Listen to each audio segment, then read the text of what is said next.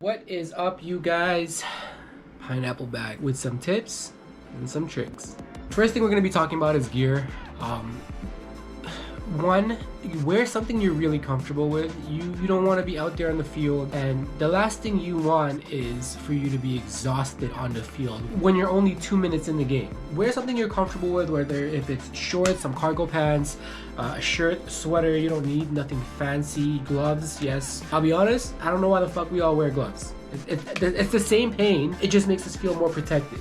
So, paintball mask or goggles, it doesn't matter. Okay, I see a lot of people asking me like, yo, what's up with the paintball mask, dude? Bro, wear something you're comfortable with. Don't worry about what other people say. You know, if you're a speed boy or if you're a milsim, it doesn't matter. Okay, end of the day, we're all playing airsoft. Okay, if you're more comfortable with some paintball masks, then go for it. If you have a proper kit for your goggles, and your mesh mask, you know, go for it. I did that as well. The biggest thing about your gear is get used to it. You know what I mean? If you have a chest rig, a plate carrier, if you have a belt set up with that to go along with the chest rig and plate carrier, get used to it. I'm not saying do some heavy drills at home, but try everything on. Put your vest on, put your belt on, start walking around, hiding corners, do a little bit of reload and see where you are with your situation in your mags. Get really comfortable. Don't just buy stuff just to add on to your kit just to look cool. You know, have some purpose of, you know, why is this here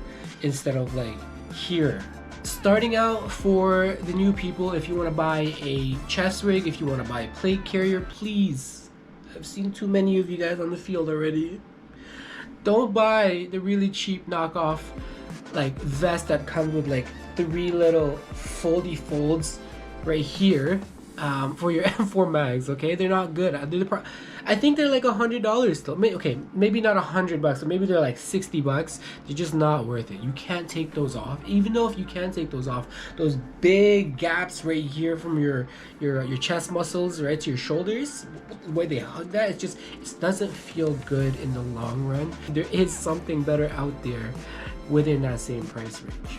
For your eye protection, I seen one this weekend when I played. My God, I was scared for the man. I had to tell the ref to go check his shit because they just look like some cheap Amazon goggles that will break after literally 1 BB. If it's not rated, some or most fields won't let you play with them. The one thing I do gotta say about gear is do not cheap out on your eye protection. You only get 2 sets. 2 pair. 2 eyes. Alright, you just get 2 eyes. They're not replaceable. There is a lot of people out there that don't exactly know what hop up is. You know what? Let me just grab that one. There we go. Alright, so they don't know how to adjust it. They don't know what zeroing is. That's the most important part about your gun, is your hop up and your zero when shooting someone. Especially when people are like, I'm fucking hitting you! Check your fucking hop up and then zero, not the other way around. Hop up is basically what controls the BB from having a downward spin. Alright, so the more spin it has, obviously it's going to curve, it's going to fly a lot straighter. If you have 0 hop up, you're just gonna see this. If you over hop it, you're just gonna go. I've seen far too many people shoot at me and their BBs are literally flying right by my head, and they're like, oh, that guy's not calling hits. I try to help people on the field. You know, I see it from time to time. I'll be like, your hop up is off. Let me fix that for you. It's really not that hard. Alright? The next thing you gotta do is you gotta zero your sights. Now the reason why I say fix your hop up first before zeroing in your sights, if you zero in your sights first and then you fix the hop up, your BBs are changing, right? Like they're up and down. What happens to your zero that you initially did? Gone. That shit's going somewhere else. For your guns that come with Tamiya connectors, you don't know what that looks like? These bitches. Okay. Try to stick to these. Alright, these are far better. When I used to play airsoft back in the days, I've actually seen quite a few of these melt to the gun's connector itself, and it was just no bueno from there. If you don't know how to splice them yourself, if you just take them to any any shop that does any sort of wiring, they will probably charge you $5. It's literally not a hassle, especially if you go to an airsoft store, like for instance Challenger by Splendid China Tower. He does them for like $5. Sometimes he'll just do it for you, you know what I mean, if you buy something, obviously. A few times I have seen this happen, and I've done this myself. Have your damn flashlight on your dominant hand, whichever you are. If you're left-handed, have it on the left side. If you are right-handed, have it on the right side. You know why? It's because when you're doing this and you're flashing someone and the door, there's a wall right here, where the fuck do you think the flashlight is hitting? The wall. All right, have it on your dominant hand. Risers. If you are having a horrible sight picture when you bring up your gun and you have the tendency to always, you know, do a little lean, get a pair of risers. You can Amazon that, you can AliExpress that. You just need more height so that your sight picture is literally right on and you don't have to kind of tilt your head. Especially if you're wearing mesh mask, paintball mask, and it doesn't flex as easy. Riser will help, because what happens is you don't have to kind of find where your red dot is. You just have to go up and it's right there, right? Like even if you don't have any flex on your mesh or your paintball mask, it's right there. I see a lot of people holding their gun kind of like this. Get used to C-clamping your handguard. It is a lot more sturdy. So when you're C-clamping, you're basically grabbing your whole hand and you're just cupping the whole handguard. I know there's some handguards there that are like bulky, but just try to at least C-clamp the bottom, right? And if your thumb can make it around, it can make it around. You always see me whenever I turn around a corner, and this is just how I move, right? Even when I switch hands, always a C-clamp. Always get into the habit of a C-clamp. The only reason why is you have the most control of your weapon, especially the front part. Have it straight so that when you're peeking, straight already. Get used to that. T1, T2, hollow, whatever sight you want to use, it doesn't matter. It is based up to your own liking and desires. But please get a lens protector, okay? I have somebody make you some, get some, you know, some sheets from Amazon, get a Dremel, cut you some, just please run a lens protector, literally on everything. Flashlights, T1, T2, everything, okay? Because anything that breaks is money, okay? I'm pretty cheap. I don't want to have to rebuy something twice. It's happened to me before. I learned my lesson. I don't take it out on the field if it does not have a lens protector. All right, so the mags that I use, I have EPM1 and EPM1S. EPM1S, the only difference between the EPM1s is it's just shorter. I believe these hold 175, the bigger ones hold 200. I don't know. So the reason why I like running these mags is, you know, I get it. It's a lot of BBs, but I love running them only because it has an indicator on how much BBs I have left. Whenever I'm in the field, I always keep track, and you know, let's say all of these mags are on me, they're all full, and when I'm using them, I'm always keeping track where I put them back, roughly how much this bar is from the top to the bottom, indicating how much BBs are in the gun. When I'm shooting, you'll sometimes see me go do a little peek like this or like this, right? It's just me looking at my mag to see if I need to change when I'm about to push a corner or hold an area down. Fucking lasers. Alright, I've seen 2 weeks ago somebody was using a laser. I could not believe my eyes. Don't use a laser. This is just my EDC flashlight. Don't use a laser. It can hurt people's eyes, especially the green ones. Don't use them. The guy that was using the laser before, it was red. But please, most fields, if not all fields, will not allow lasers because, for one, their insurance won't cover eye damage due to laser. Alright, reloads. I see a lot of people out there, especially the new guys. I was one of you once. If you're going to reload, don't do drop the mag, pop. You know, it's cool and all, right? Get into the habit of taking out your mag, putting a new one in, reinserting. I do not run a dump pouch. I only run a dump pouch when I am outdoors, only because it's easy to throw my phone in there. It's useful for my phone. You know, if I have to do a quick reload, instead of me reinserting where it is, I will just toss it in there and I'll fix it out. Okay, you're right-handed. Make sure these come out pretty good, but they're still snug that they won't just come out when you're jumping. Get into the habit of taking a mag out, switching it out, and then reinserting where it needs to go. It doesn't need to be fast, it doesn't need to look pretty. You'll see that in some of my videos, I have counted a few of my mags and my pistols, and I know exactly how much shots there are in there. I will know roughly, like, okay, hey, I've shot like 10 times, there's like maybe another 10 in here, and I don't know if I'll have enough BBs, so I will just go ahead and just switch it out, reinsert this one. Now I know this one has around 10 shots in it. I'm doing my thing and I'm pushing, shooting, and I die. What I do all the time is I will take that one that has, you know, the less BBs, and I will just shuffle it over to the next one.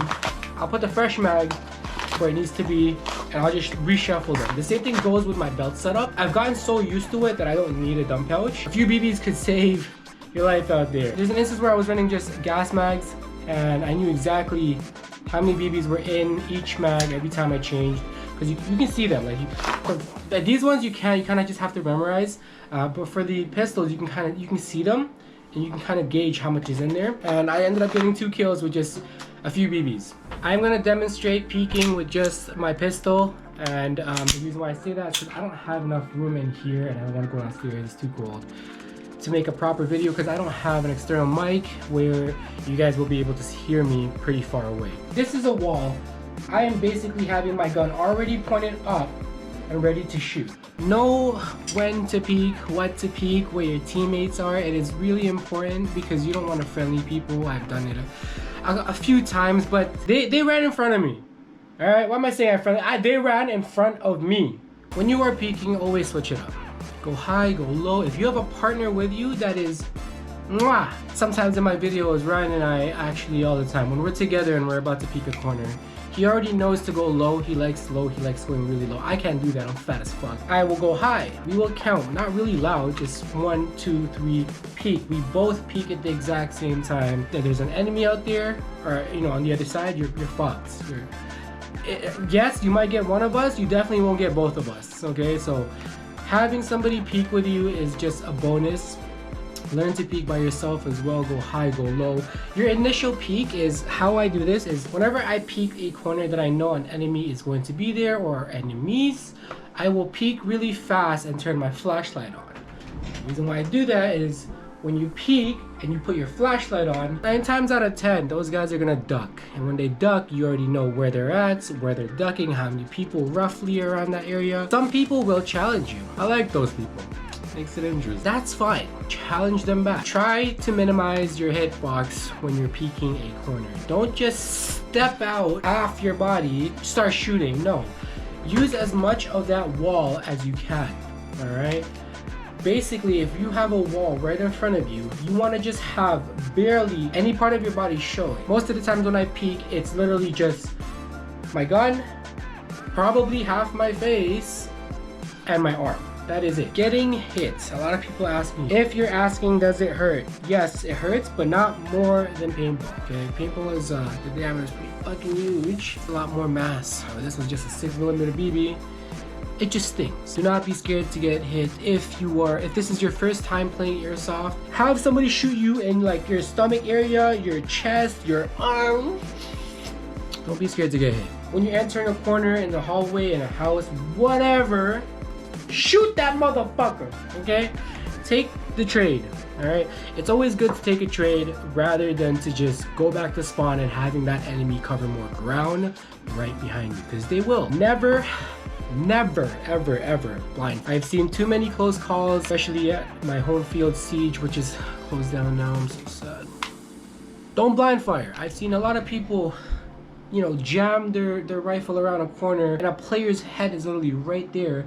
God forbid if that rifle jammed up the guy's mask and then the guy started shooting. It's just no good from there. If you want to shoot, look at what you're shooting at. Have a sense of direction of who you're shooting at, where you're shooting at, and where your BBs are going to land. When you call a hit and your hands up, you called hit, or you didn't call hit, but your hands up, don't fucking put it down. Don't be like, oh, I'm still in? No, don't do that. This whole game is based on honesty, and if somebody's seen you put your hand up, they're probably gonna switch targets, and then you're like, oh, I changed my fucking mind because it was a ricochet. Doesn't matter, okay? When you were hit, you cannot uncall a hit. Last but not least, cheaters. Let's talk about it. There will be good days when everyone is good. It's the games are going perfect, you know, it's even trades.